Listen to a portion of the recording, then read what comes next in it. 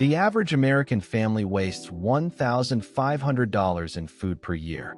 This meal planning system cut my grocery bill nearly in half.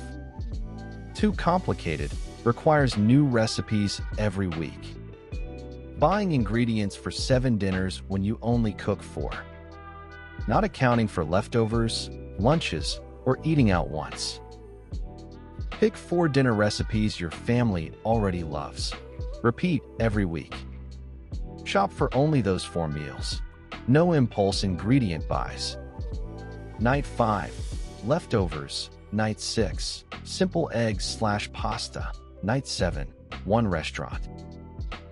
Shop once per week, only from your list. Never shop hungry. Spend 47% more when hungry. Real study.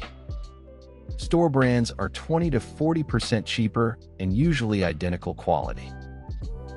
Family of 4 average spend $1,200 per month on food.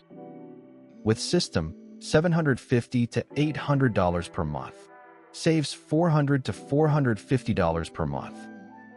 That's $4,800 to $5,400 per year back in your pocket. Download my free meal planner at https://funbiz.gumroad.com.